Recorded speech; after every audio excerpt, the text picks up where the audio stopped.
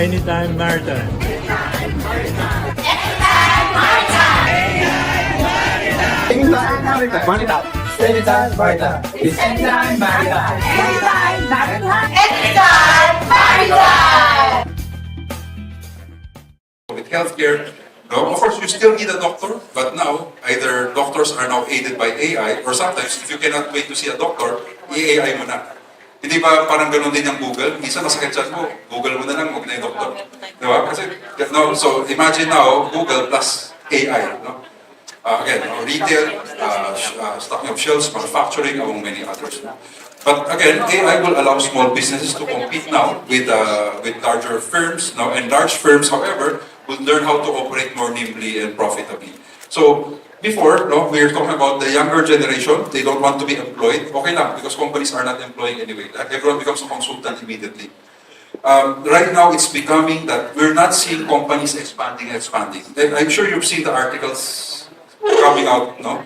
That the next billion-dollar company would have an employee of one, right? So one na siya na bahala using all of the AI tools and platforms, right? And nasa isip na. Before, when we graduated during our time in college, sinasabi, di ba, oh, we're part of like, the big companies, 100,000 employees, multinational, 100,000 employees. But now there's no pride in that. COVID showed you that pag marami headcount, ang bigat mo, right? And you begin to realize now. So, in order to disrupt, using technology, you begin to manage your how do you manage your talent and using AI to fulfill that.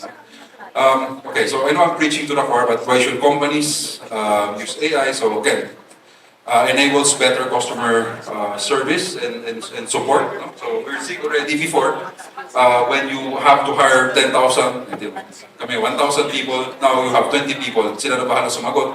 Right? Sila na rin, kahit na, they can even sell already. No? Some banks are using AI that is like human.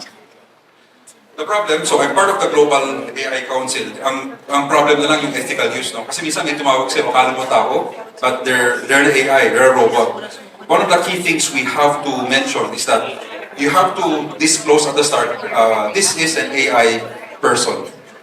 Kasi yung iba talagang akala totoong tao, and yung iba, they tend to be more swayed when they thought they're talking to people. You have to, again, tell them they're talking to a robot. No? So things like that, gray areas, no? Target marketing, generating more leads. That's also again automatic already. When you look at your customers, segmenting your customers, how you target them. Facebook is doing it for the longest time, no? And I think a lot of us are going to do that more and more, no? Email, mobile, and others. HR will be using it to hire eligible candidates and customized training program for employees. So, but the skills, no? There are a lot of LMS right now, AI. And in fact, right now, we're working with a LMS platform. In 5 minutes, you can create whatever course you want. Right? Kung gusto mo, nuclear physics yan, or AI yan, or employee empowerment, any course, no? Parang ChatGPT na LMS. So you can create a course immediately. So, okay, very fast. Of course, supply chain, delivery cycle, you can monitor. No? In the US, slowly moving already. Even 7 years ago, when I was with Denso, the driverless trucks are coming in. So again, mga highway, no, point to point. So wala nang, and alam nila pag mabanggain mo, iwas niya. So that has gone very sophisticated already. So again, we're going to see more of that, no, from tracking all the way to monitoring your supply. And of course, cybersecurity. The thing is, before there's a hacker, may hackers, may what we call red team, blue team. No? Yung hackers mo before, tao yan eh. Ngayon hindi na. No? Isang tao, AI na rin ginagamit to hack into your system. So again, those, especially in the world of cyber, if you were not able to adjust, you can be hacked. No? I experienced so many of my peers. No? So we set up the Cybersecurity Council also. Kasi so many of the enterprise of the Philippines are being hacked. Na ransomware. Kung di pa kayo na ransomware, swerte kayo. Pero ako, nakailan na kami within the group. Na we've gotten into your system, you have to pay us, or we will link this into the dark web. Right? So again, a lot of things happening also on the cybersecurity front. Okay, so when you talk about customers, the problem with AI is that because of the interconnected device, and how you address, and how you work with the customer. I'll just go through this. No? Before kasi, when you talk to when 7 years ago, nag-move from tao to chatbot. So now you can, para multiple choice eh. So medyo crude pa siya. No? But now you realize, no, because of AI, you can have multiple queries, all different, all customized. You can respond immediately already. No? And therefore, you can create meaningful conversations. So earlier, I was telling you about the customer. I'll share with you a quick video lang on AI. No? Makita mo connected devices, all AI. So imagine Siri or Alexa at scale using interconnectivity. Code of thought na kausap na natin machine, and there's a central, kumbaga may CPU ng buong bahay, connected na ng kotse. If you talk about the Internet of Things, again, this is old. It's not even if sa future pa yan. Right? So if you go to Vegas, if you go to a lot of the shows, no, CES, among many others, IoT has been there 10 years. So we're going to see, no, even for example, a lot of our computer schools right now, no, they're already teaching, no, na lahat naka-sensor na, lahat naka-wired. You can click open your aircon bago ka umuwi, naka-on na lahat yan. So even the next wave of China appliances coming in would now be, you can now operate, no, everything online using your smartphone, on, off, and everything, no, and even the tracking of electricity and then everything else. No? So again, no, just going back, no, that yung customer side lang, no, and you begin to realize, no, how near, no, that eventuality is, no. And AI again, it's going to be used. There's no AI for one single organization, either in marketing, in sales, in customer service, in IT. So kanya-kanya, no. So there's no what I call broad AI, right? Now, AI would always be what is the business problem? How can tech solve it using AI? Medyo ganun lang dating, no? And it's very targeted, very specific. Some examples, no? Call centers are using it. Before, when they were doing it, ano yung mga complaints, ano yung mga issues, tinatrack yan sa computer, record, no? But right now with AI, what used to be 1 week to analyze all the conversations, now it will take them less than an hour. Right? Naka-code na lahat yan. Okay, ngayon, ang customer complaint is this particular thing. No? So AI has been helping the call center groups. No? One of the health examples, and this is one of my favorite, was cardio track. This is done in India. No? So ECG, di ba? So may ECG results. Pag nag-ECG ka after executive check-up, sabihin, okay, come back next week to check with your doctor. But what they did was that the ECG results here in cardio track, you upload it into the app, and the app will check it immediately with hundreds of thousands of other ECG results. And now they would say, may abnormality, don't see a doctor next week, see a doctor now. Right? Or sabihin niya, okay, normal, okay, see your doctor next year, okay lang. Right? So now they're looking at patterns already, right? And sabi ko, no, they can check very quickly. Another is for insurance. So before they would ang insurance, yung insurance and claims, di ba matagal, picturean mo, may police report and everything, no? But in the US, they're already in India, they're experimenting this also. Pag nagkabanggaan, right, they will teach you how to take a picture lang, no? So may left, right, ganon, submit, in 24 hours, analyze na. No person intervention. The machine will say, okay, ito yung valid, ito yung claim mo, that's it. Right? So ganun siya. In the agri side, cardamom, no? Parang ginger, yung leaf, the valuation of acres of land of agriculture, yung size of the leaf determines the value. So for cardamom, what they do, using a drone to check nila, right? They take a snapshot using a drone, naka-zoom in, right? And they put a value already. So even before, right, that the leaf, no, or the cardamoms are being hauled and weighed and everything, alam na nila kagad yung pricing. So again, these are very direct, no, very targeted, solving a real solution. Social client citizen engagement. No? So as you can see, marami ng smart cities. No? I think we are closing 50 smart cities. No? But again, for us in the Udena Group, Clark Global City, sa baba namin may massive command center. So lahat ng pumapasok ng Clark Global, alam namin yan. Right? But you begin to see, no? Yung in a very smaller scale, mga casinos. Diba? May mga casinos na ano ba, hindi ka pwede pumasok. Right? You're banned from entry. So it's not a human. If papasok ka pa lang, Hindi naman human nag-check bawat tao, di ba? Sino ba to? Di ba? So a machine would face detect already. So pagpasok mo, alarm ka agad, the security will come in. Sir, you're not allowed. Man in blue, you're not allowed to come in. So automatic, no? So they use the features of your face to detect you already. No? So again, using all of these are using AI. Okay? So for us, what should we do? Again, no, just to go through this quickly. Take time to understand AI, identify the problems that need AI solutions, prioritize what is the need of the business. Because sometimes we say we want to do AI, pero you don't understand if AI can solve it or not. No, so again, that's why for me you have to understand how AI works, so you would know if that is the right tool, no, or the right technology for you, right? We always say hire experts to start pilot projects. No? Again, no? Coming from someone who used to be pushing digital, social media, and everything, no? We always tell people, important mag-digital, pero that time it's never, technology is never needed and never prioritized. Parang cybersecurity rin eh. Until you are hacked, you will never put budget there.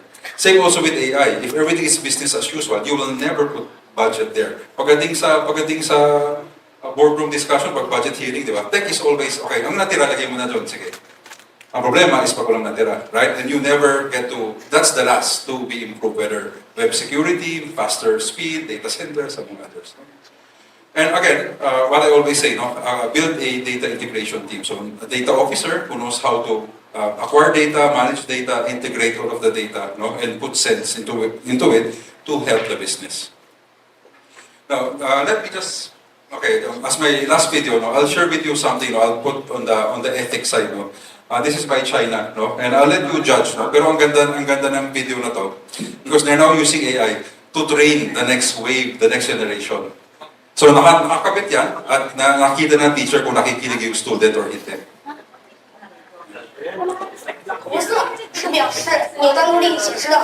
Teachers at this primary school in China know exactly when someone isn't paying attention. Sana gawin natin sa AI yun ito. These headbands measure each student's level of concentration. The information is then directly sent to the teacher's computer and to parents. China has big plans to become a global leader in artificial intelligence. It has enabled a cashless economy where people make purchases with their faces. A giant network of surveillance cameras with facial recognition helps police monitor citizens. Meanwhile, some schools offer glimpses of what the future of high-tech education in the country might look like. Classrooms have robots that analyze students' health and engagement levels. Students wear uniforms with chips that track their locations. There are even surveillance cameras that monitor how often students check their phones or yawn during classes. These gadgets have alarmed Chinese netizens. But schools say it wasn't hard for them getting parental consent to enroll kids into what is one of the world's largest experiments in AI education. A program that's supposed to boost students' grades while also feeding powerful algorithms. 为了就是国家的这个研究呀发展呀，我觉得是没有问题。 The government has poured billions of dollars into the project, bringing together tech giants, startups, and schools. We got exclusive access to a primary school a few hours outside of Shanghai.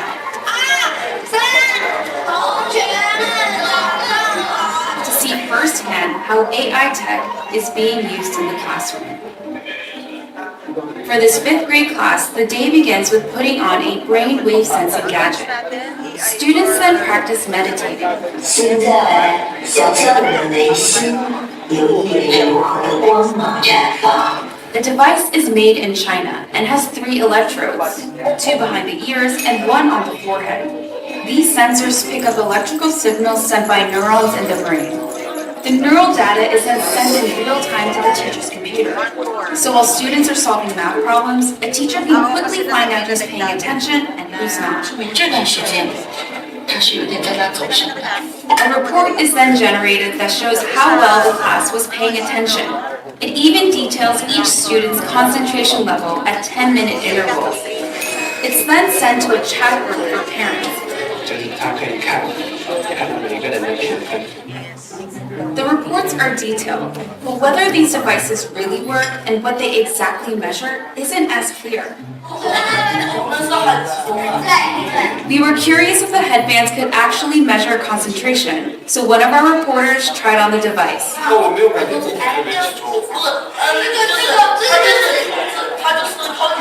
This is a new technology with still very little research behind it. So, Theodore Zanto is a neuroscientist at the university. So, would you allow, for example, you can Google this, you can on YouTube. But the question is, would you allow your kids to be subjected if it guarantees na mas mataas grades nila? If you think that, imagine mo lahat ng kids, sige, we give you the chance. You have the option, kids mo, meron o wala. Pero makita mo later on, yung mga kasabay niya, lahat tumataas ang grades. And you want freedom?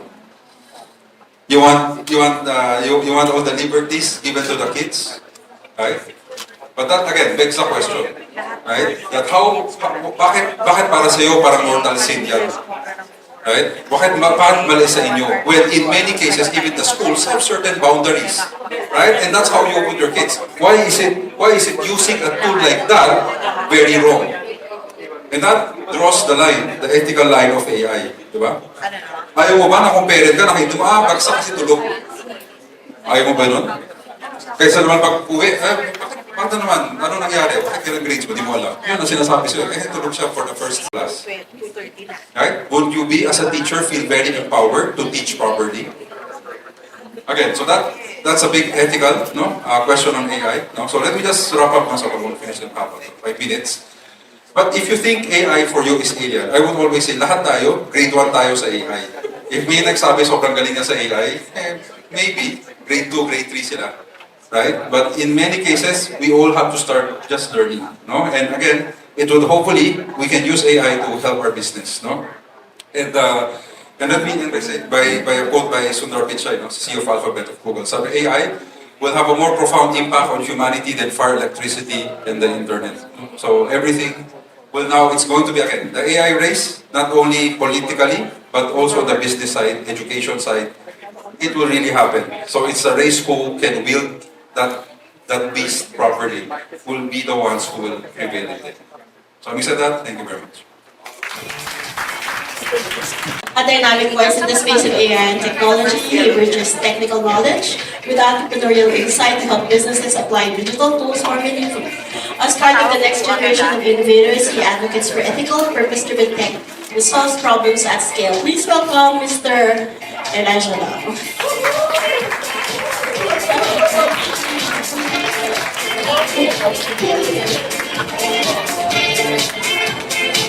Dr. Lim, may I request that you join us on the stage?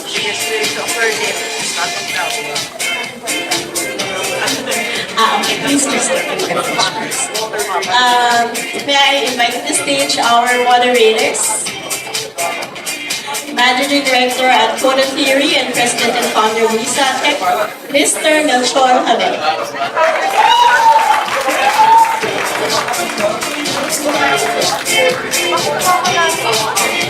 And the President of 101 Health Research, Dr. Venus Ivy Rosales.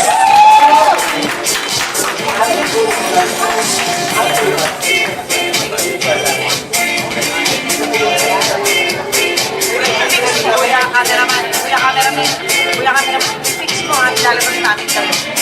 I-fix mo, ilalabas namin kayo. Putol, tignan mo, putol. Tignan mo, putol po. Hello, good afternoon. After lunch, I am Doc Ivy from ME 2024 and with Mel here, also from ME 2024. Okay, so yes, Mel. Yeah, good afternoon, everyone. First of all, Dr. Lim, that was a really beautiful talk. There's a lot of things to unpack.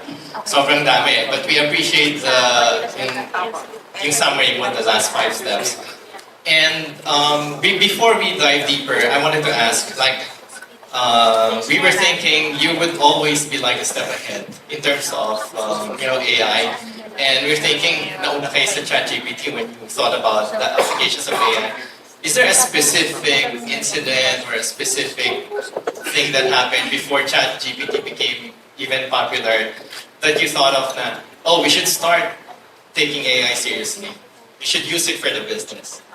I think right now, wala naman eh, but because ChatGPT siya yung nag-Facebook ng lahat eh, right? Or even before yung Microsoft Word, before no one really WordStar, inabutan natin ng WordStar.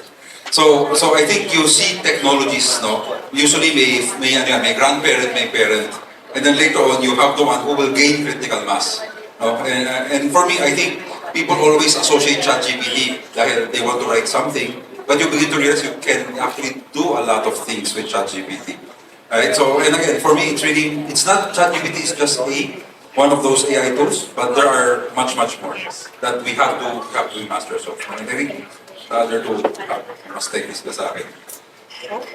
And in your case, Alan, you put up a business with AI as like a foundation. Can you talk more about that? Well, basically, we see that the next phase is ito Donald is really in the AI. I am into the software business. Prior to what I'm doing now, we also do software development.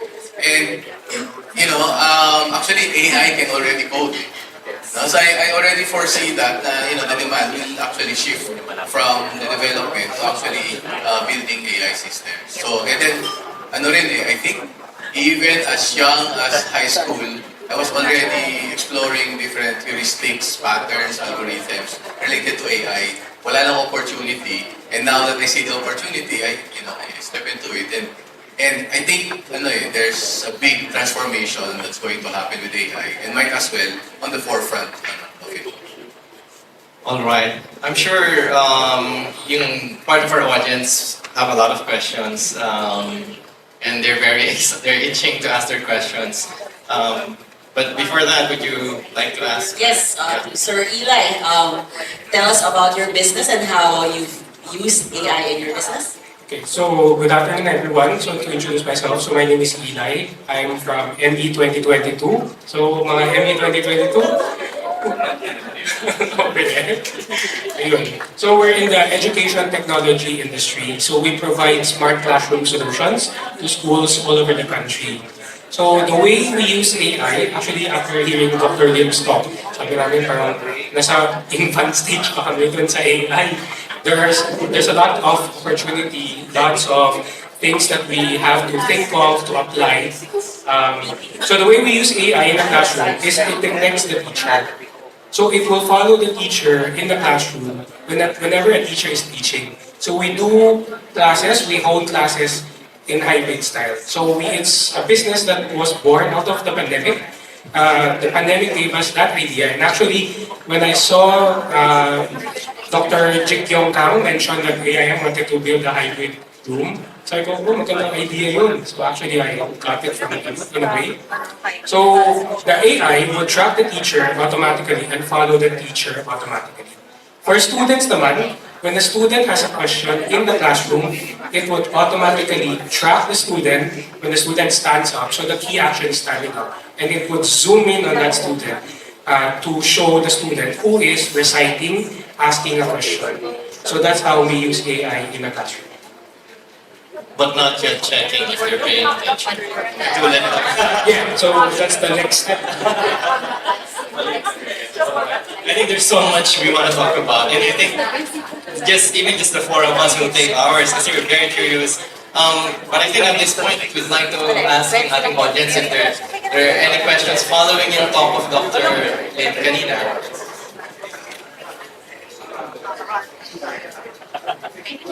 Class participation. Class participation.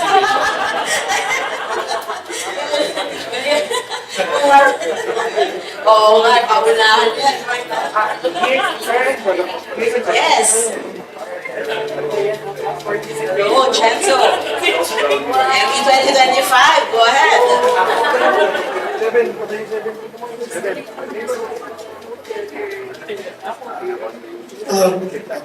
Good afternoon. It's very interesting, and a lot of us actually are very interested in AI. But one of the challenges that, aside from trying to figure out how to use it in our own businesses, it's really where to get information about more information about AI. As dynamic as it is, if you could point us out to resources that give us updates or anything new that might be going on in that space, that would be very helpful because we are very active in using ChatGPT. We explore Canva and try to make our presentations better. Which is why it's important to teach AI in education. Kasi they have to know how to use it properly. At least si Sir Mark, you're intuitive na way, parang nabubobo na ako, relying too much. Unfortunately, not everyone thinks like that. Meron talagang, they're just lazy, would rely on the answers and then submit na. Then you start to lose your own, you're becoming over-reliant on AI. Which is why China and US are enforcing, as part of the education, we need to teach students how to use AI. Probably for brainstorming, coming up with new ideas, and then we put our ideas there, and then refining the answer, how we use it properly, so that we keep our own critical thinking. When I write codes ngayon, hindi ko na kabisado yung syntax. I rely on AI on that. Now, I focus more on talking to the clients, building a better user interface, and then let the AI write the code for me, reviewing ko lang kung tama o hindi. It takes off the cognitive load for me to really think deeply. Now, when you get the inputs already, then you put your time more on other more valuable things. Kailangan lang conscious, parang aware tayo of how we're using it properly. Yeah, I want to answer that also. Yeah, because so I'm in AI research. Okay? So for your first question, that is a very valid question, Mark, because we already have large studies in China and Sweden that shows that an effect. I mean, I advocate for AI literacy, and actually that was what Chenzo was asking about. But what you were describing is that, and the word is laziness. So yes, that is a side effect. I'm a doctor, so side effect ang word ko. So it is like a side effect of AI. We are now recognizing that it does increase laziness in the students. At least in those publications. So now that we recognize that, of course AI naman is not static. In fact, it's fast developing. So it's improving as we go along. Now, for the second question, you said, is it a fixed cost? So we have this in AI lab. So it is not a fixed cost. It is actually variable depending on how much you train. No, but because of no muna it was just OpenAI, diba? But when the others came in, the cost per token really went down. So they became competitive. So the variable cost is much lower now than it was like a year ago. Differentiation. Do you think we differentiate? Differentiation of? Sorry, people are making signs. I think we're pressed for time, but thank you for your questions. Thank you, dear panelists, for your time as well. I think we can take the conversation outside of the stage and continue it. But thank you once again. I'll turn it back over to our host.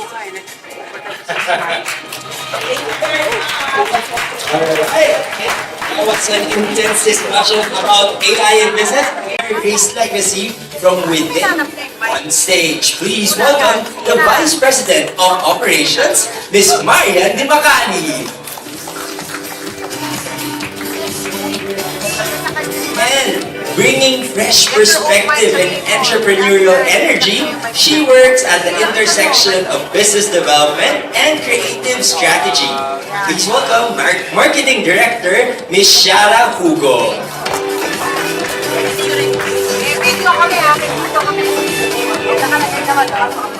With the deep commitment to education and publishing, lahat naman yata tayo lumaki na publish nila yung libro, no, na binabasa natin. So he continues a family legacy while navigating the changing landscape of print and digital learning. The owner of Rex Publishing Group, please all welcome Mr. Don Timothy Buhay. And joining us is his son, would be probably MP 2027, we don't know, an emerging leader in publishing. He focused on innovation and continuity within the family business, helping bridge tradition with modern business thinking. Management trainee 4 months ago of Corporate Quality Department, Mr. Dominic Puhayin. Ayan. And to moderate this very interesting session about family business, please welcome, of course, our so much beloved Professor Maya Herrera.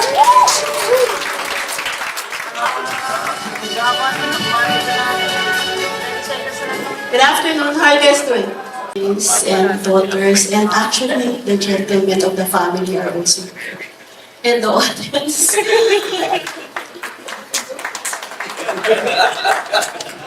Yeah, and thank you, Rex and Jay. I feel so old. I feel so old. I remember when I was talking to Mary Grace, and she was a secret.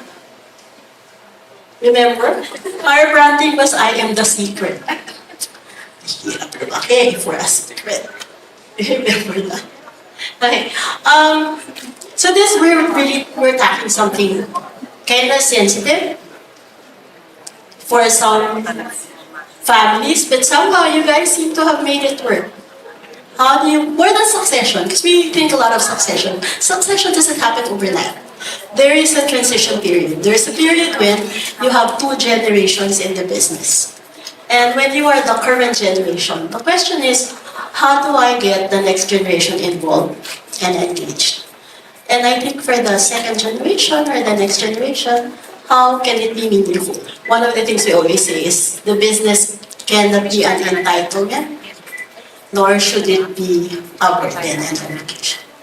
So I guess this is my first question to the current generation. What is your vision for the business and how to make it continue beyond your involvement in the business? And how did you go about getting them involved? Who wants to go first? Hi everyone. Maya was one of my professors way back in 2000. My goodness, one was it? Yeah, so it's been so many long years, and I'm so happy to be here. I'm actually here because of her. That's how much I am grateful to Maya for. Okay. While I was in the kitchen baking, Maya, I think the atmosphere and seeing their mother toiling away in the kitchen sort of like soaked into them. They absorbed it, so that one day when my son, who's sitting over there, was old enough to join me, that's exactly what he did. He was going to be a doctor, but he left all of that behind to help his mom. It was the natural thing to do, Maya.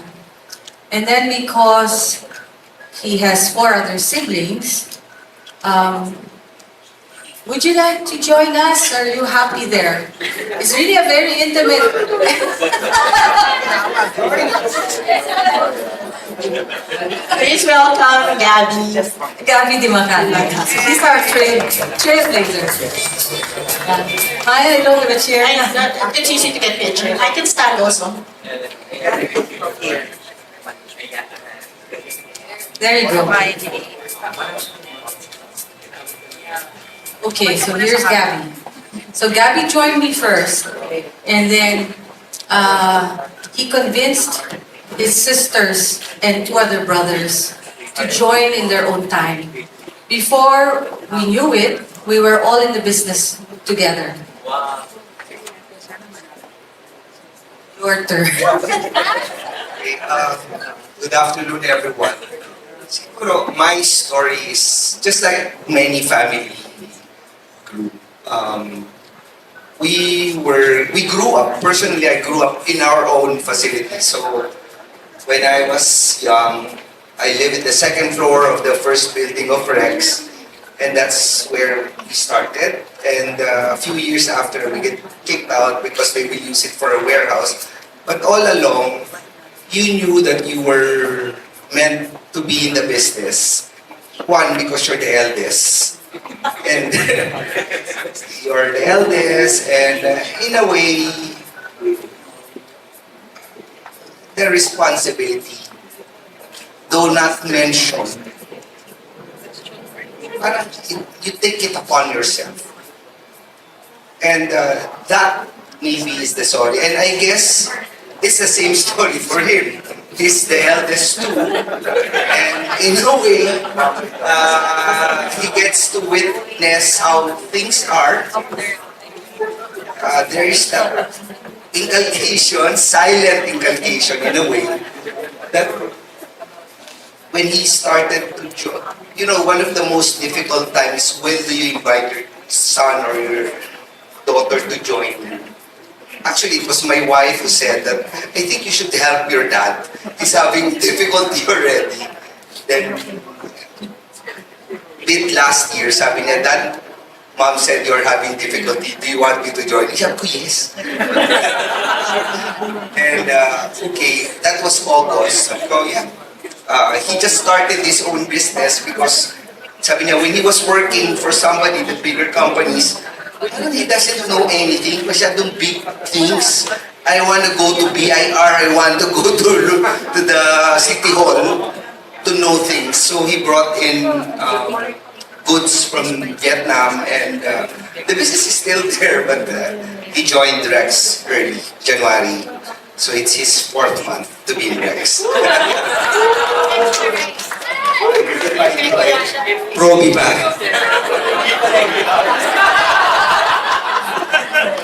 Depende sa sagot ngayon.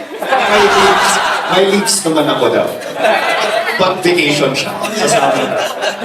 About the next gen since how can you talk to us about that decision? At what point did you begin to understand that you were probably gonna become a success?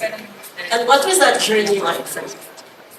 Hi everyone, good afternoon. So the decision did not come overnight, definitely. Like my father, I have a different experience.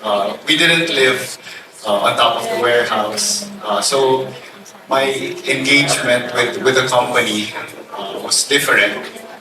For me, it was since they wanted me to do better in school. So, Dre, here's some books. Study more. Ganon. So, slowly I got to get exposed to the business and see what our products were like. So I think over the years, I think my very first touch point was around 8-9 years old. I listened over in the radio that there wouldn't be any more newspapers in the future. So I ran home, I told my dad, wala na daw printed in the future. Wala na daw printed in the future. Then he sat me down and told me na you can't think that way because we're a business and we need to evolve.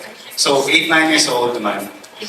So I think through the years I knew there was a certain responsibility that I had to uphold. But it was only, I knew at the end of my career, I'd also want to contribute in some way. But it was only until last year I realized, I think after my years of corporate, there's something I can bring to the table as well. Because I think with family business, if you come in without anything, without providing value, then you're more of a burden to others than being a value provider. So that's the process was. Well said. My plus point. I'm sure you did something that you can feel like that. I will get there. But then that's such a nice thing to, I think when you're next generation, that you ask yourself what value you bring to the business. We're gonna go to the fellow that decided to not only join, but recruit the rest of his siblings. So, same question. What What was the journey like of deciding to, in your case, give up it for free to join the business and then to just everyone else? Well, I guess when it comes to our generation and Mary Grace, I guess you could say it's organic and also a surprise and not planned. So in my case, I've always wanted to be a doctor, a surgeon, and I already was about to enter UST med school. But my dad gave me a book entitled Coffee Republic, which is the story of a brother and sister banker and accountant who started like the Starbucks in London at that time. And basically the book was titled Anyone Can Do It. So for some funny reason, I was inspired. And yet I've always wanted to be a doctor. So it was very, you could say it's very mystical in that sense. And I also was never business-minded. So I decided, I told my dad and my mom that in the whole family, I think I'll help join my mom. But at the same time, similarly, I was also seeing that my mom was already being burdened. She was trying to manage all of these bazaars and these kiosks. And actually, me and my dad, we would give her so many suggestions on how to make Mary Grace better. So I guess I also felt responsible in that sense. No? I could keep giving her suggestions, and yet I feel that she's quite burdened. Like she would come home from the bazaar happy but tired, with lots of money in her money belt because sales are good, thanks be to God. But she's getting stretched, and so something was awakened in me by my dad's book. So yeah, it's a surprise. Thank you. There's a trend here no, of using the spouse. There's a trend like my wife told me, my dad told me. So I guess when you start with love for your parent and someone says maybe you can help, then how did you guys get recruited? I'm the youngest of us 5 children. And by that time, Gabby, Adrian, and Rafi, 3 brothers, were already working in Mary Grace. And I just fresh off college, so actually I had nothing to offer. Maybe except my personality, right? And my grit. But I remember my big brother saying, come, let's go visit one Mary Grace. We just had a few branches there. And I said, okay, I'm fresh off college, I'll go tag along. And I tagged along, and they sat me, I remember, in the middle, and they suddenly, they ambushed me. They said, you know, we need someone to man the kiosks. We didn't have cafes yet, I think, right? We need someone to meet the ladies, to help mom, to look into how mom is managing them, to visit every store. And I said, but I want to work in a magazine. I want to go to publishing. And I remember writing to a few publication notes, and I said, you know, something in me, I said, and because Professor Maya, you said it all starts from love. It's true. I loved working with my brothers and with my parents. We have such strong family ties and bonds that I said, my gosh, this is the best people to work with. It's gonna be fun. And I decided to join them, I think a few months after college. And I started with a kiosk, just a few stores, visiting store to store to store. And I'm now in manufacturing of the bakery and the commissary. So it started with love. Yes. Hi everyone, my name is Kiara. I am the eldest of 5 children, and I was the last to join. So I think a very opposite story. Usually it's the first children. Well done. My story, I think I would like to say and share, Professor Maya, that what I would be very grateful for my mom is she never forced us to join. It was never, you need to join because you need to carry on, or you need to join because, you know, I'm getting old. Obviously that's in their mind, right? But I think she always respected that we had our own time.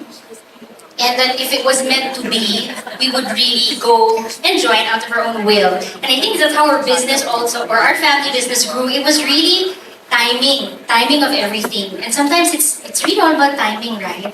So I was the last to join. How did I eventually join? It's a funny story because for a long time, after college, I went straight into corporate. So I was in Unilever for marketing, and I built my career there for about 10, 12 years. And I thought I would end up in Unilever, Procter, the usual route. And I enjoyed it a lot.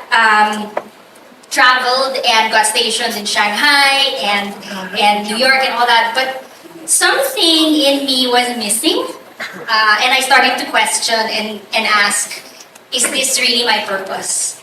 And growing up, my mom would always talk about mission and purpose because that's how she also saw her business. She never saw her business as a business or something to earn.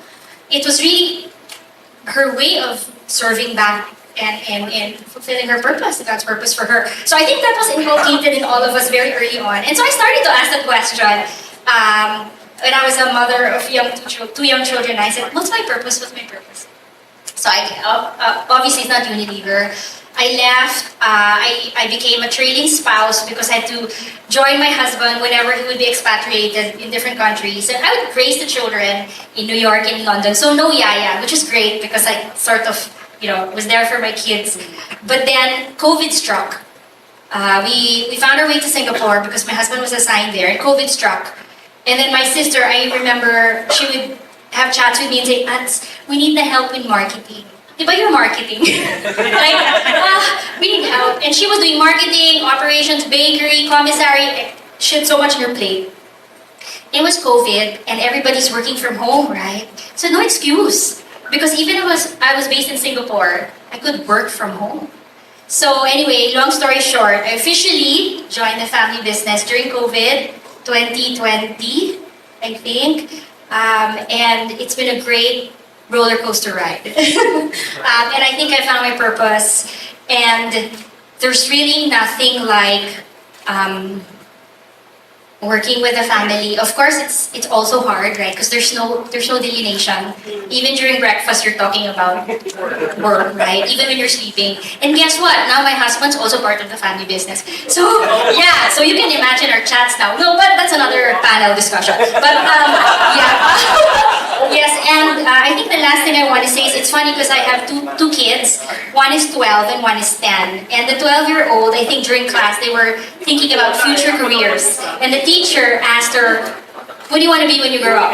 And my 12-year-old said, what else? Marketing for Mary Grace. So it's so cute because at 12, she's already seeing that. And I don't prompt her, like she could be whoever she wants to be, but she wants to be the marketing for Mary Grace, so okay. Your culturation. Yeah, and it's very natural. Yeah. So I want to move on to it sounds so easy. I'm sure there were bumps along the way. And I'm going to start with Don because Don's still my second generation. So, third, yeah. So you can actually speak to what it was like to be the successor and what it's like to be the one who wanted to. Can you talk about like what that journey is like, bumps along the way, how you handled it? I guess the early part of my career was just simply doing good in the eyes of my parents and my grandparents. Ganun lang kasimple siguro yun eh. You just wanna make your grandfather proud and your dad proud of you. So it was never... I remember when I joined the Rex, the biggest issue was spoilage rate. We're doing double-digit spoilage rate. Paper, and paper is 70% of our cost. So the goal was simply to reduce it and find a way to reduce it. And through you have saved a lot. But the happiest part there is when your grandfather said that, I'm having this problem for so many years and now you came. It took only a month for you to solve it. Parang wow, parang yung, not for anything, yung proud yung grandfather mo was most important.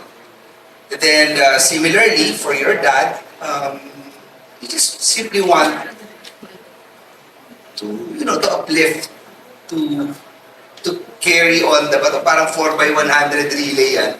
Hopefully in your time mas okay. So that is the first part of that journey. And admittedly, even siguro at this very moment when I think it got a lot to do with witnessing nila Dre, so they tend to witness at home how it is to parents. Of course, down the road, with the help of consultant, we defined our vision, our mission, and we realized it is also a noble mission. It's enabling learners to be their best self, especially in a country where we are last in PISA, in math and in science. You play an important role to uplift the country through education. So it now became more meaningful because of the mission and vision of the organization. The mission becomes the rallying point of everybody. And it becomes very critical, kasi when you're running family business, each one of you have different personalities. You don't want to be dealing with it because you're different. But if you just anchor yourself to something there, not you, but there, at least we're forced not to look at ourselves or each other, but look at the goal that we have. Sana ganun. And I hang on to that thought because this is one of the most important things in managing a family business across generations is how do you, in the beginning with Len and Kabili this morning, it's a single person, a single dream, a single vision. But as it goes to the second generation and the third and the fourth, it's not just, it's one dream but multiple people. And how do you create the big enough energy so that multiple people subscribe to it? That's right? That's a challenge. So you grabbed your mic. I know you want to say something. So and then we'll go to the challenges. Shall I talk about the humps and bumps? Yeah.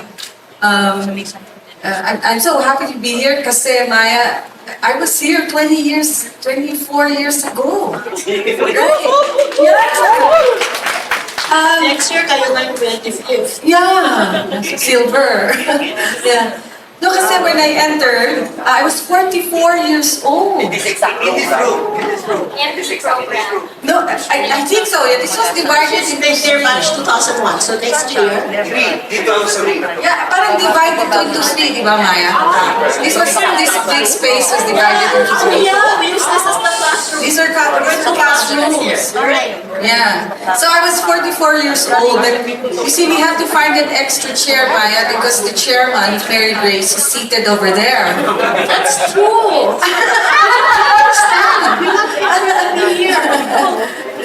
But okay, he's happy to be. Would you like to join us, or are you happy there? Or you can speak from there. Yeah, right. No. So the humps and bumps were little things and big things. Little things like the wrapper of the ensaymada, right? Because there was a time it smelled like gas because of the wrapper, which was plastic, and then it evolved into the wrapper it is today. And now I think the standard of wrapping the ensaymada is how I uniquely wrap the ensaymada. Two bigger things. You have 5 children, as Maya said, iba-ibang mga ano to eh. Once upon a time, one son, Rex. No, you're not Rex, you're Don. One son wanted to have drive-through, Mary Grace. Drive-through. Yeah. So he was insistent on it, right? So I didn't see yet the ano there, how we're gonna click with drive-through. This son over here wanted to have boba, milk tea. Because it was boba time, you know. Anyway, from small things to big things, business is a growing entity. It's a breathing thing. You eat problems every day. And the thing about it is it's how you have this grit, your DNA. I've been an entrepreneur, I think, ever since I was born. So it's my DNA and the willing to excel. I want to excel. I want this business, which I hope they are helping me run, will bring it to another, we're 25 years now, no, to another 25 years. Yeah, with this, with the AI and all that.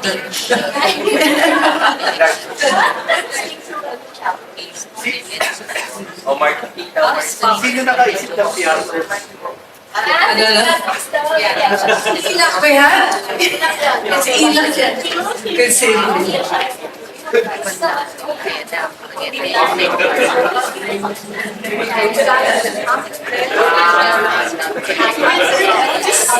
are 5 of you, right? I mean, you have the parents, there's 7 of you. The parents and 5 children. And what is that? What is that like? Navigating are you my mom right now or my boss, or what is happening? So we have, in addition to 5 siblings, there are 2 in-laws and 2 cousins. So when we used to have our clan lunches, and so as cousins, how we interact when we see each other, it's really about work. And when they see their auntie, it's really about work. They fear her as well as a boss. I also fear her as a boss, really. But I think it's allowing everyone to bring out their strengths, what they are good at. Luckily, us 5 have different areas. Now, my sister's in marketing, so I don't comment about that. That's her expertise. I'm in operations. My brothers are in business dev and finance and legal. And thankfully, we all have our areas, and we need to respect each other. And we need to be open to each other, have humility as well. But I think in a family business, a big role is forgiveness. And just allowing time to cool off, coming back to that discussion again. And again, you're rallied because it's bigger than us already. We have lives, we have people who have stayed years in Mary Grace working with us. Their dreams are with us as well. So we have a responsibility, a duty to our people and to the mission. So just remembering that it's bigger than us ties us all together, truly. But every day is a roller coaster. A lot of forgiveness, humility, deference, for wisdom. That's what it's like. Anything else? Role clarification, forgiveness. And I think across both families, that it's larger than just one person, even the family. It's the corporation and the people there. I'm trying to manage time. So last from each family, what advice would you give to the people listening to you about what is the best way to provide an opportunity for meaningful engagement for the next generation?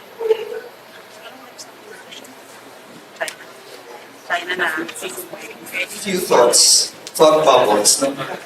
You make your company bigger to accommodate more family members. That's one. Second,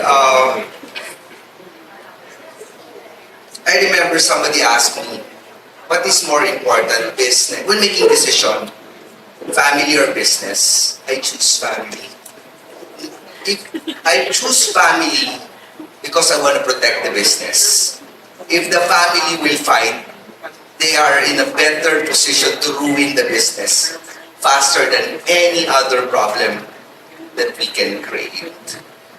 I've witnessed a lot of family business because they just, they were just a little bit less sensitive. They want to deliver their privileged speech at the expense of putting down that other family members. That's something you cannot remove for the rest of the life. That is what you call the bubog. That will always be there. And I guess family first, then the business. But just as I've said it, family first before the business, but I guess the mission is there. And while you use that mission as a carrot, try to put the systems in place.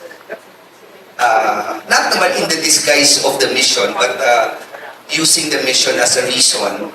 Let's put those governance, let's put those rules for the benefit of everybody. So that it doesn't look that it's you who's creating it, but it's you who's encouraging them for that role. So I guess those are just thoughts that I have.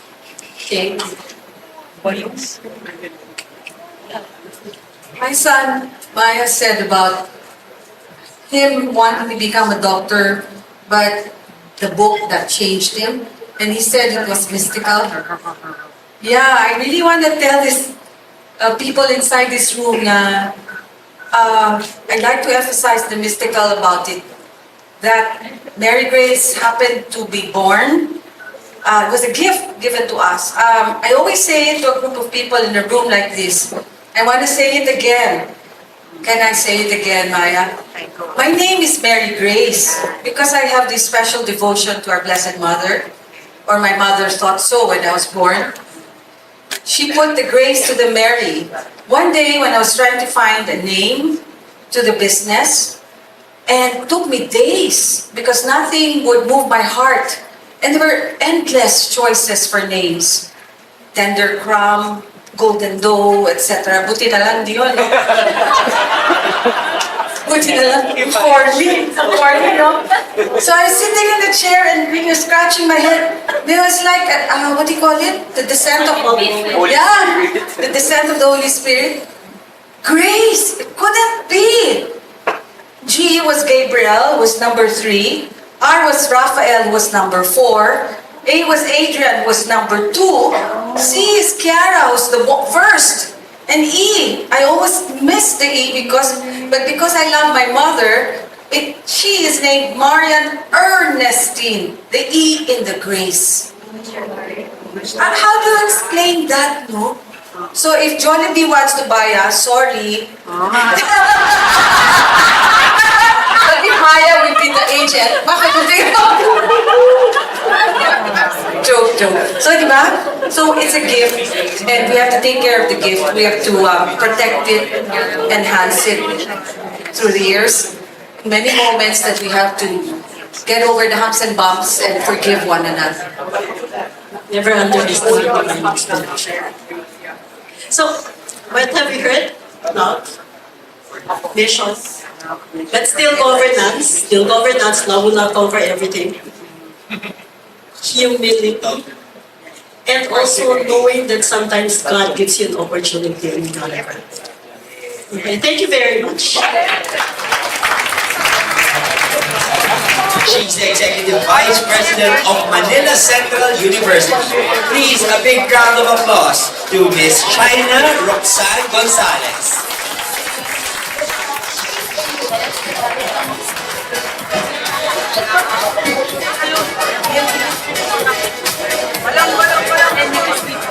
Hi everyone. Hi, good afternoon. So, I just want to get a feel of the room. How many here are in family corporations? FAMCOR represent, yes. How many here are building businesses that they hope to become family corporations one day? Okay, that's great. So again, hi, good afternoon. I'm China. I am a part of a family corporation myself. I'm a 4th generation family member, and our family business is Manila Central University. We are entering our 121st year this year. Thank you. And still very much family run. So I want to tell you a little bit about our story, starting with our founder. So our founder is Dr. Filemon Tanchoco. He was a pharmacist, a lawyer, an educator. He really believed in a very simple yet powerful thought that education is the fastest way to uplift somebody's life, and it's actually the quickest way to nation building. He was really a true nationalist that him and his wife ended up founding the first Filipino-run pharmacy school in the Philippines. And this was during a time that education was largely, predominantly run by the colonizers. And they really believed in accessible education, that it wasn't just for the elite or the privileged, because the founder himself did not come from a privileged background. They were very service-oriented, so they were into education, but they also wanted to branch out more into healthcare, and so they did, adding more programs in healthcare, like dentistry, nursing, medical technology. Eventually, they also established one of the first medical schools, one of the first 5 medical schools in the country, alongside a teaching hospital with it, that's still a teaching hospital today, Manila Central University. So why am I telling you this? I'm telling you this, well, because if you had a founder, if your first generation was as brilliant as that, it really sets the tone. It sets the tone for the family and it sets the tone for how the business is run. So the values, being service-oriented, valuing education, and the way they led, the way they did things, they were the blueprint for the next generation. So their leadership style was really the foundation of the earlier success. But then their leadership style is like a captain in the ship. It was a one-captain model. It was a very centralized leadership, and it was very good for them before. It enabled them to make quick decisions, and having that one main voice in the room always kept everyone, from the family to the business, very on mission, very clear, very aligned. And this worked very well for the first generation. It worked very well for the second generation. But then, as I've said, it's 121 years. It was a different time. And this is something that worked for a slower-paced world, a more stable environment, right? And we all know that we are not in a slow nor in a stable environment anymore. There. And nothing hits you in the face like the pandemic to get that point across, right? So what happened to us was, of course, the very, very steep enrollment drop of 2020. And it required a lot, and it really shook the industry to the core. There was a shift in the preferences of the customer, the parents. They were questioning the value of private education. Is it even worth it? Our systems, our internal systems, our processes, we were just not ready for that. We were not prepared for that online work from home scenario. And also being largely in the health sciences, there were a lot of questions in terms of how we're going to deliver the quality. Because these are all labs and skills, all of those things. So now it was more of a reckoning for us this period. And the one captain model that was really good for them then, it started showing cracks. You know, it started showing cracks and it started making us think, maybe that's not the best way anymore, right? So, sorry, I need to go back. There you go. So, the way they did things before was now more of a challenge. So, the very strong centralized leadership, it was now exposing succession gaps. During the time of the pandemic, the president was our second generation, my 90-year-old grandmother. If you could imagine that, trying to navigate the digitization of education, right? And there was no clear who's next at this time. And then the second one, what was quick decision-making, was just not cutting it anymore. Because yeah, you do the quick decision-making, but at the end of the day, you need faster rollout now. And it didn't fit in this model, so a lot of bottlenecks emerged. And then the last one, that clear voice in the room that really kept us all on point, it was starting to show, you know, some fragility because you cannot expect one person to be the expert in everything. And it's also not fair to expect one person to be the expert in everything, right? So what really scaled the growth of the previous generation was just scaling risk for us at this point. So that was the moment that we really had to sit down and think, okay, what are we going to do, right? So we really had to make the decision to shift the way we did things at the top. And so this one captain model, we realized, I think it's not that we need. We need a stronger command team. We needed that kind of format. And that's when we decided, we think it would be a good idea to have a real structured working board. So I want to talk to you a little bit about how our board is.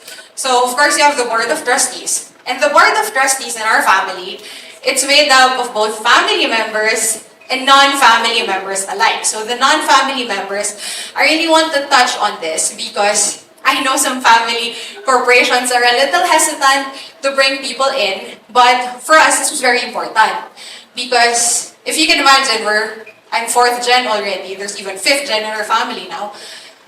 not even a family that big would have the expertise on everything, right? So we had to get experts in that were the best in their field. So we had to sit down and think, okay, we need someone good in strategy, in finance, in technology. And so that's who we went after. And they all have voting rights. Our board also meets monthly, and we discuss more on a strategic level, not operational anymore. And then that's the overview of the main board. And then we're further divided into committees.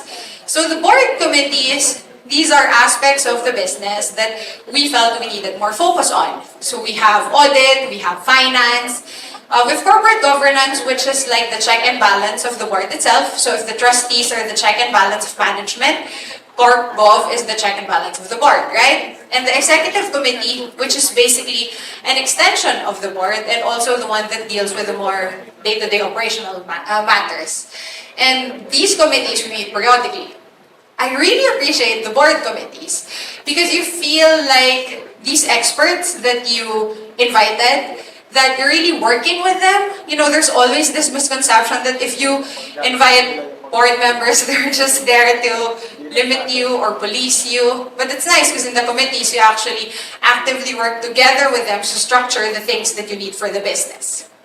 And lastly, we have the advisory board. So the advisory board, they're non-voting members, but they're invited to board meetings, to weigh in, to give advice. And these are more your field expert type. So, for example, maybe your business is more regulatory. You know, we would invite someone aligned in that. Or the head of our advisory board also sits in the board of the National University of Singapore.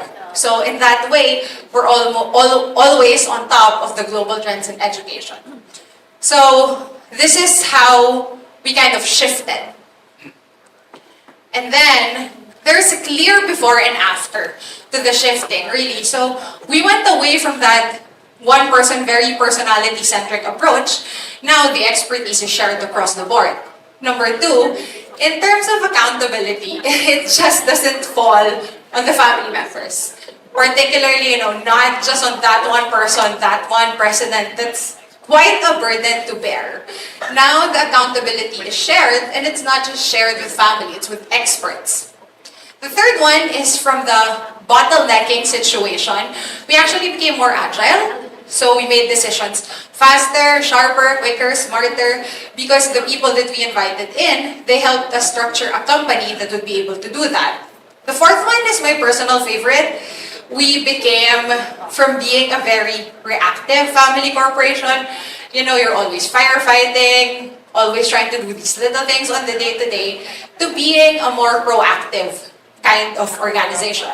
So now, instead of firefighting, we were looking ahead, thinking about, you know, what are the risks that we should be aware of? What are the opportunities that we want to chase after? And then the last one, I think, is legacy.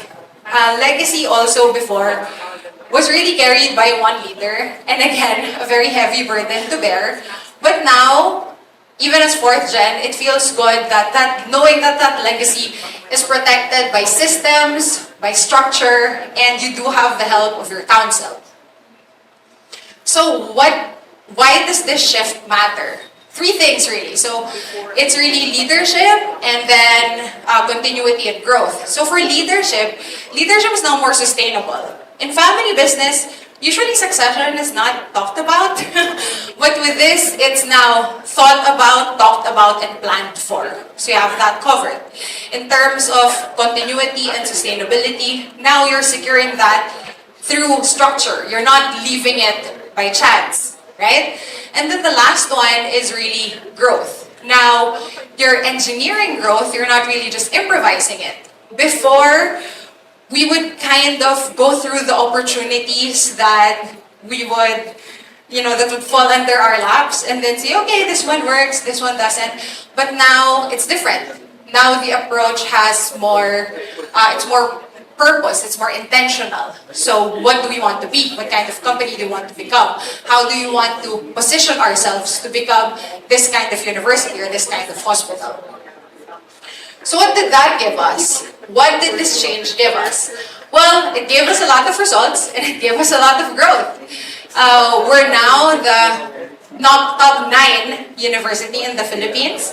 We are number 44 in the Southeast Asian region of private higher education institutions.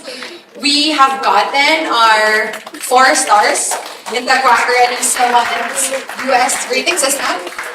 We got the autonomous status from CHED. We're 3rd greenest campus in Metro Manila, and these are all international rankings and ratings. On the business side, we've also experienced the highest growth we've ever gotten, even since the early 1980s. So it was not just survival, but even that big leap, right? In terms of being agile, in terms of innovation. In 1 year, we were able to roll out 6 new programs versus the past decade, maybe they rolled out 2. So it really worked out for the business. It's very apparent in the results. But I do want to touch that it's not just the business that it helped. Because now, there's a healthier dynamic, not just for the business, but for the family as well. Now, multi-generational collaboration. We work together with the 2nd, 3rd, 4th gen across the companies. That's something very normal nowadays. And then, before, they were talking about encouraging the younger generations to come in. It was a struggle in our family business. But now that the business is really at a good place, now people from my generation, they're very interested. They're expressing interest, they're excited, and with the new structure, they also have more venues to actually help out. More venues, maybe it's, maybe it's being an advisory board member, maybe it's being a consultant, but now there's more spaces created for them. And the last one is I'm really, really happy for our president. So the president now is 3rd generation, my uncle. Sorry he can't be here today. He was supposed to be here with us. Because before, in the family, nobody really wanted to be president. Because it was such a heavy burden to bear, right? Imagine, this whole 121-year-old legacy is on you. Good luck. So nobody really wanted to touch it. So it's very nice the way we're structured now. It's healthy for the leadership.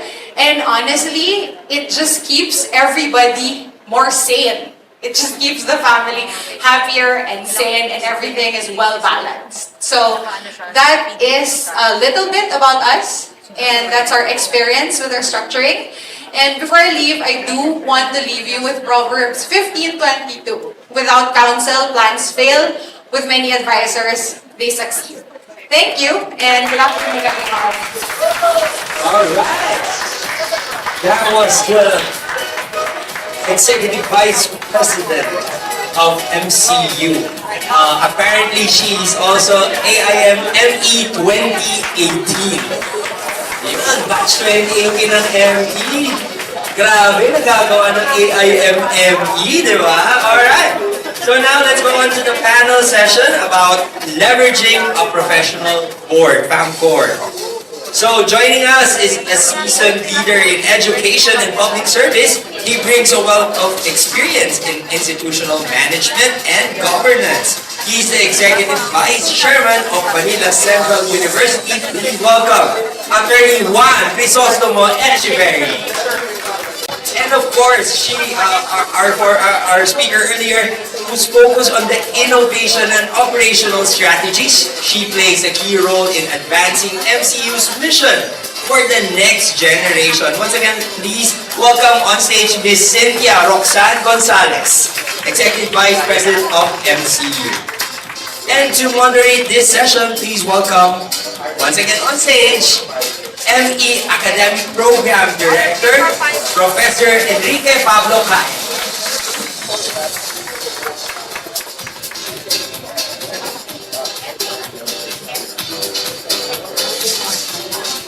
Hi, good afternoon. It always sends me goosebumps when Brian gets to read my entire full name of 5 kilometers. So, Eric. Alright, so wonderful presentation, China, good afternoon, attorney. And something I would like to ask is that, hindi po ako nag-chat GPT, but this is a curated question. How did your organization benefited from having a professional? Attorney?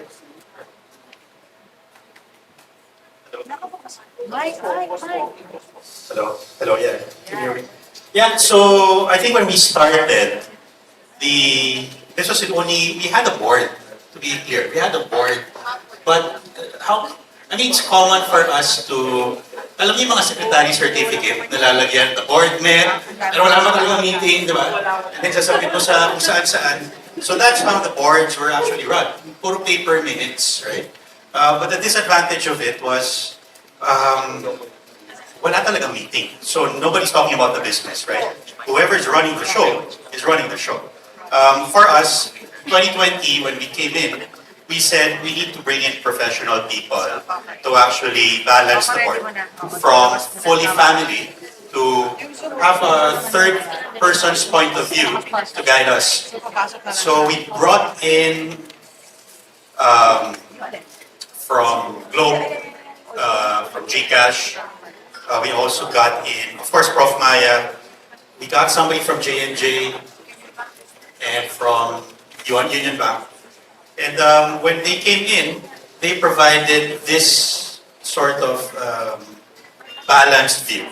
When you're running a family business, our experience was, especially when we talk about it every Sunday, we parang internal lang lahat ng discussion. So your view is actually towards the business, probably not looking too much outside. Parang there becomes a group think that happens. And what the professional board members contributed to us was that third party point.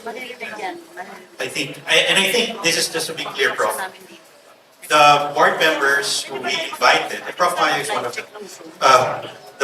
The board members who we invited to join, we benefited from their advice, but we'd like to think they also benefited in their careers.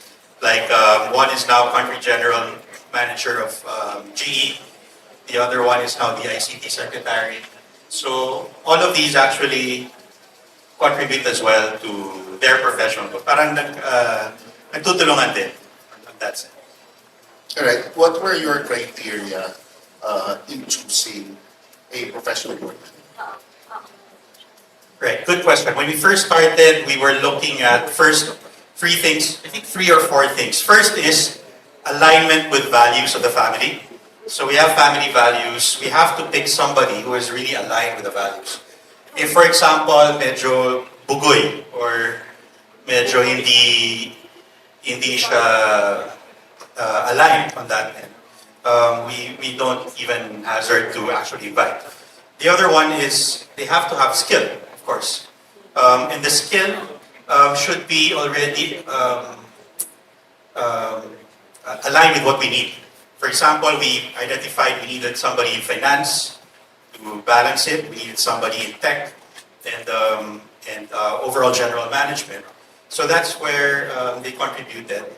The third one is and this is probably one of the more important ones, is time. You can invite probably the best director or the trustee to your board, but if they don't have the time to actually attend the meetings or contribute beyond the meetings, it will fall short. And the fourth one, or the 3.5 one, is the cost. So somebody who's willing to actually join your board without you actually spending too much. So yun yung mga, fortunately, the board members were willing to actually, the ones we invited were willing to actually contribute to the board with very minimal, I would say it's almost pro bono, the way they. Prof, before I proceed, siguro I would like to thank lang. First time I saw Mary Grace, our chairman actually was one of the earliest adopters of your brand. Our president, back in the early 90s when Mary Grace was doing the bazaars in, I think, Corinthians or Meadows. So we early on, so she would have been, she's 94 now, she would have been so happy to be here, but thank you for gracing us here with your presence. All right, just for context, Tony and China, how many branches, because you mentioned your 4th generation, how many branches of the family are now in the business? Okay, so how many branches? So So the guys, will founder. be able to, see how does it look like potentially this family is going to when you get to be in the stage of their enterprise? So the founder, the first gen, had 4 kids. And those 4 kids, they're the 4 main branches of our family. Pero yung third gen, marami na rin sila. Kami, dami na rin namin. But every major branch is actually in the business, one way or another. Yes. So for example, we're from different branches. We're cousins. We're there. Yeah, every branch is helping out. But when I say helping out, it does not necessarily mean actively there on the operations, on the day-to-day. Realistically, that's tough, you know? I think the ones that are just involved on the day-to-day, 3 branches. 3 of the 4. And then some are there advising, you know, on some boards, maybe in the hospital or the university. But everyone is in it, in some capacity. Right. So may we know your executive role? Because we know you're here as a board, but in the operations, what are you occupying? So for the university, so in terms of my duties for the board, I'm trustee for the university. I'm advisory board for the hospital. In operations, I'm the executive vice president for the university. For me, more of on the board level, I started as vice president for legal and business transformation, but I switched to the board level. So there's 2 actually businesses, the hospital and the university. These are 2 separate businesses, and there are other businesses. So my role is actually to align all of these businesses in a pseudo holding company. Right. So my next question is, how different are your meetings as a board versus as an executive committee? Because some of the people in the audience might misconstrue, is a board similar to Exicom? And we heard there's an EVP who's also a trustee, and someone who used to be in operations who is now into the board. Right? Right. Yeah. Okay.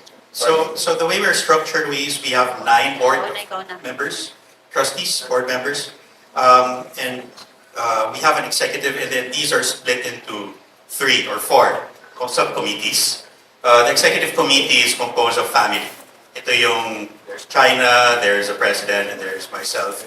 And we make the decisions in between board meetings. And these decisions are usually adopted by the board, and usually in consultation with the board. And then the other subcommittees are actually on audit, finance, and corporate governance. So the way it's different is the board is more formal. When we have meetings, probably when Prof. Maya is there in the board meeting, she would say this is a bit formal. She likes a more informal tone. But for the finance committee, the subcommittees, yan, halos hindi na, wala na masyado na motion, move, and seconded. We understand already the way we're working kasi medyo informal yung, we still don't go through the motions of it, so the CORSEC will understand that that was a motion, it's a resolution, actually. Right. So this is one stage where most family businesses would want to get into, to be able to establish your governance. And I've asked from Maya earlier, if your organization already has its council and constitution, and how is it implemented or deployed? Yeah. You want to talk about? You're talking about the family constitution and the family council. So we do have a family constitution, and there was a family council that was started by the older generation. I think it was the effort of the 2nd and 3rd generation. But it's not that active right now with our generation. We need to go back to that, yes. Yeah, I think there are 2 things that we have, the constitution and bylaws of the corporation, the company, and then we have the family constitution. I think we did away with the family constitution. I think that's something we did away with. When you first came in, when you were invited actually, it was a very turbulent time, pandemic. But we've been trying to get away from the business. I mean, just not trying to join it. It's not the sexiest of businesses to run, like, you know, it's an educational institution and a hospital. But when we agreed with the chairman, who was the monarch, right, to come in, the condition for me was it's either I choose the interest of the business or I choose the interest of the family. If you're hiring me as part of the business, I will make decisions based on the growth of the business, not on growth of family. So I think we made that very clear at the onset. And there's some difficulty in terms of family members. I think every family business will experience this, not performing up to par to what you want, because the skill set is, you can hire a better marketing person outside, but dahil napagbigyan, so those are some of the tough decisions. But of course, we approach it based on compassion and love. So it's not naman na parang, hey, and it's tough for us because it's 4th gen. Some of the members are still 3rd gen, right? Ito yung mga mas senior sa amin. But we have to make it clear that our role, if our business was founded on making education accessible for all, then we have to make decisions based on that. If your interest is against the interest of the business, then that's where the value of the professional board comes in. Because the professional board will tell you, with a third party or independent view, oh, mali nga, let's hire somebody else, or let's remove this person who has been playing Game of Thrones with the family for the longest time. Palitan na yan, kahit yan yung mga pinakasipsip, palitan na. That board will actually tell you. And that's the value for us. So in 5 years, we were able to turn things around for the business. And I think the professional board actually was the key to it. Because we set the tone at the top. I think last for me for this one is the value of it is every month we have a board meeting. Talagang mandated yan. May Corsec, may abogado, nandyan lahat. Ang mag-report si China because she's the EVP. I'll be running the meeting. But every time we prepare for it, parati namin iniisip, naku, nandyan si Prof. Maya. Naku, nandyan si Secretary ganyan. Naku, nandyan si ganyan. Papasa ba tong report na to sa kanila? So it forces us to actually do things thinking na may boss kami. Because it gets lonely quite at the top. When you're there, wala kang mapagtalbugan ng ideas. And it's good to have those minds who are aligned with your values, who are very skilled in their field, who are very reputable, and who you don't have to pay too much to actually give you advice. So I think that's where our view of the professional board.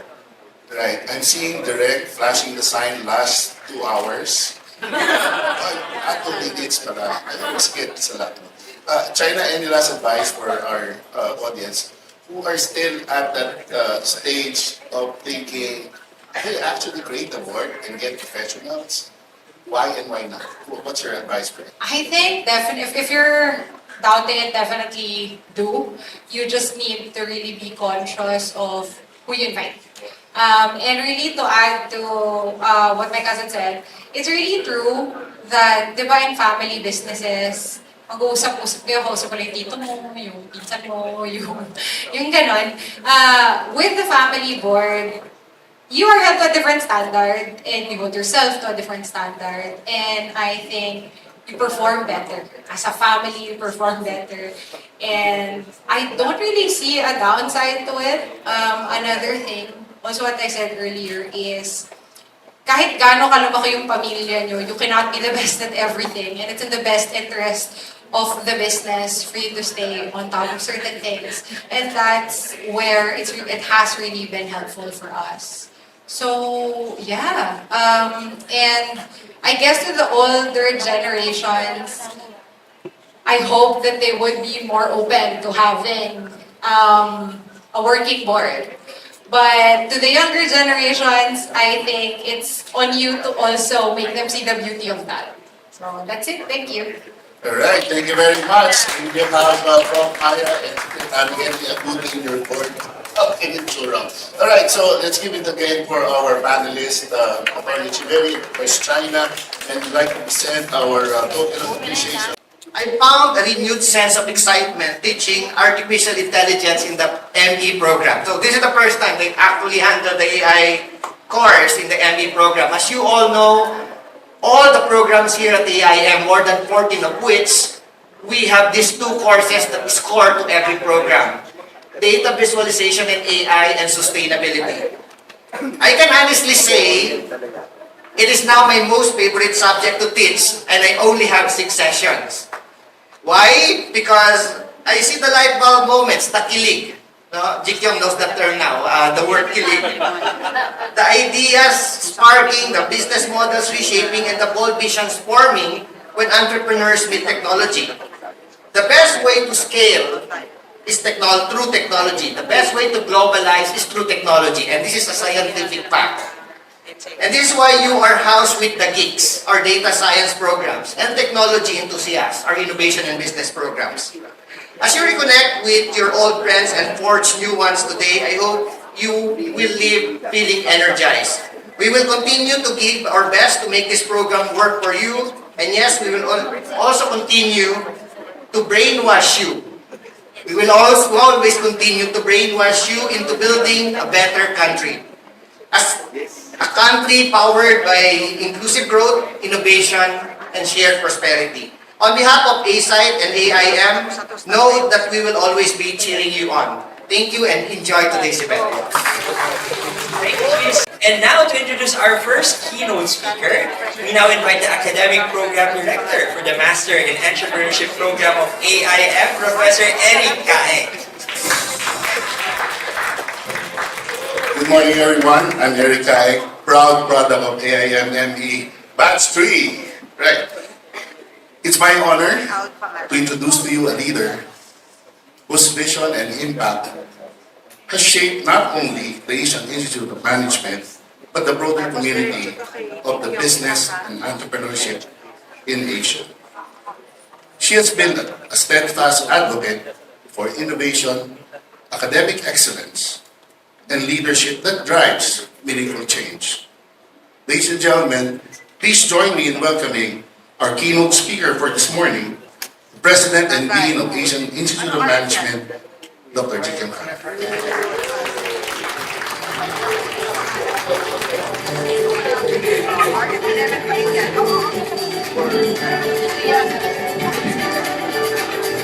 I don't know if I'm ready to give you a keynote speech. I thought that I was giving you a welcome speech. You're here to see each other, not just hear from us. But I think it's probably a good idea for me to recap some of the developments we have had at AIM. So, anybody from first cohort? How many of you are here? First cohort. First. 1, 2, 3. Okay. And then how many cohorts we had, Maya, before we stopped? 16. Right. And when I joined AIM, I heard so much about ME program. And the difference our graduates have been making all over the country, but especially in Greenbelt. You know, there's nothing like you walk through Greenbelt and I know that's our brand, that's our brand, that's our brand, right? I say our brand because our alumni, our graduates' friends are our brands.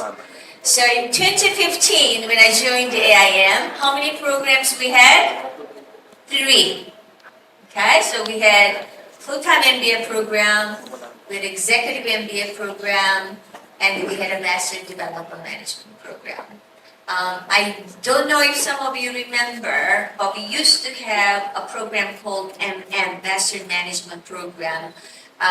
There was a full-time program, mid-career, fantastic program, but times have changed, or had changed, and we kind of dissolved that program. So we are back to 3 programs, and I immediately realized after becoming concurrent and dean president, because some of you know I joined AIM as a dean in 2015. So when I became concurrent president and dean, I knew that we had to scale up. We had to diversify, because there's no way that we could actually carry on growing, improving quality with just 3 programs with fewer than 200 students at the time. and our faculty were brainstorming, and I want Maya to stand up because I want to formally thank you in front of all our alumni. Come on, stand up.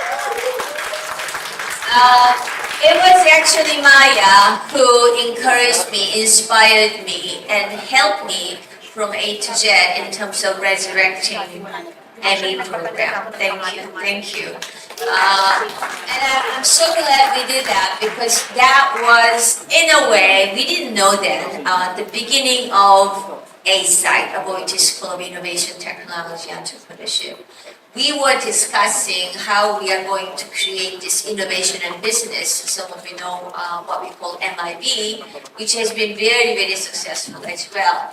So that became the second program, and of course, data science master's program with Chris and Erica and Christian joining the faculty, it changed the world, right? I mean, we literally did. And with that, and with the birth of School of Innovation, Technology, Entrepreneurship, we were gifted with the US $10 million to name that school, name the school where our ME program belongs, as a part of 7 degree programs now.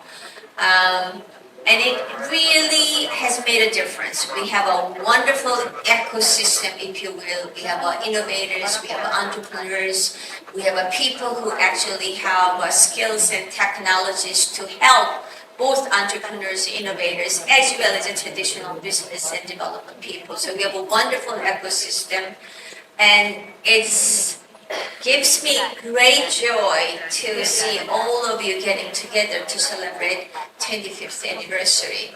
And just a few years back, Chris mentioned, first ME alumni joined our board of trustees. That's our famous JOMAT, because until then, all our alumni board members on our board of trustees have been MBA or MBA graduates. So he's the first one outside our traditional MBA program to join the board. And I think that also signals the maturity of ME alumni and the success of ME alumni, because they are there not only to make sure that we're doing everything right, from strategy setting to budget control and the management of the institution, including faculty, but also to give us a guidance and advice in terms of how we should run our business.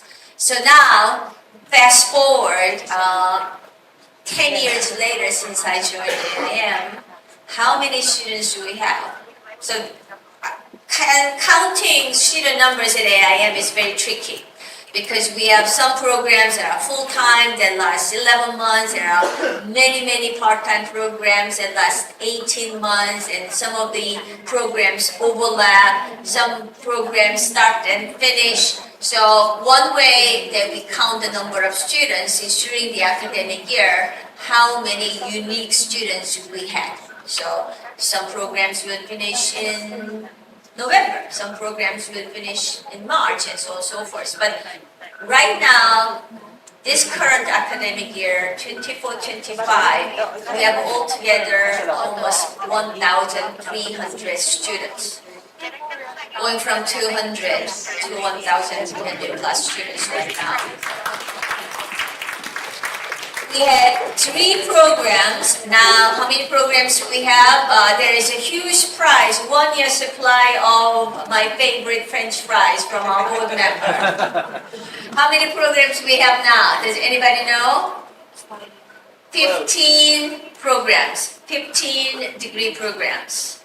In fact, one of the most astonishing program for some of you, I know many of you know about this, because we actually have ME alumni, children attending this program.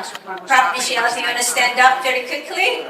So she's one of our data science faculty, but she is the mother of our bachelor's program. How many of you knew we actually started undergraduate program 2 years ago?